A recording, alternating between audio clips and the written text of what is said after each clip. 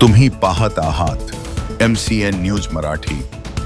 बुलढाणा तालुक्यातील देऊळघाटमधील विविध मागण्यांसाठी रिजवान खान उस्मान खान हे 14 ऑगस्ट 2026 पासून बुलढाणा जिल्हा परिषद कार्यालयासमोर आमरण उपोषणाला बसले आहेत। उपोषणाला 5 दिवस पूर्ण झाले असून अद्याप प्रशासनाकडून ठोस कारवाई झालेली नसल्याचा आरोप त्यांनी केला आहे। देऊळघाटमधील 15व्या वित्त आयोगाच्या 2023-24 मधील कामांमध्ये भ्रष्टाचार झाल्याचा आरोप रिजवान खान यांनी केला आहे।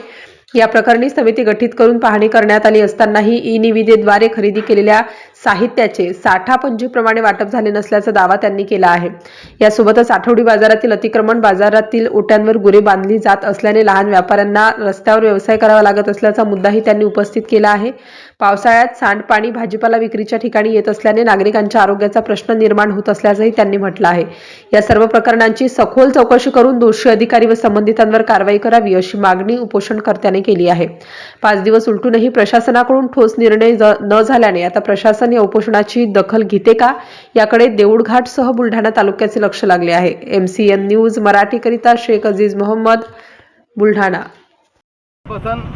राजू भाऊ देऊळघाट आठवडी बाजाराच्या ठिकाणी अतिक्रमण झालेलं आहे, ते हटवण्यासाठी मेहनत घेते। त्यांनी बुलढाण्याच्या ठिकाणी मागे आंदोलन केलं 4-5 दिवस। त्या ठिकाणी त्यांना लेटर देण्यात आलं, पण त्याच्यावर कुठली कारवाई झाली नाही।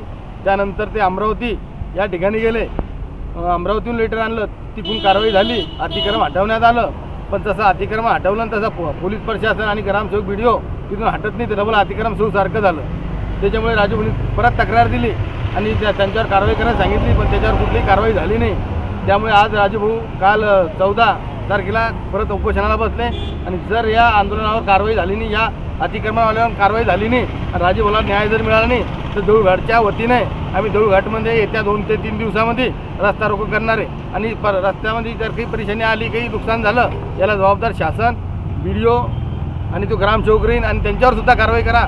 जिल्हा परिषद शिवणी आमची अशी मागणी आहे की त्या व्हिडिओ मॅडमवर सुद्धा कारवाई व्हावी आणि त्या ग्रामसेवकावर सुद्धा कारवाई झाली पाहिजे, अन्यथा आम्ही देऊळघाटीचा रस्ता रोको करू। कोणत्या मार्गावर रस्ता रोको आंदोलन करणार? अजिंठा बुलढाणा।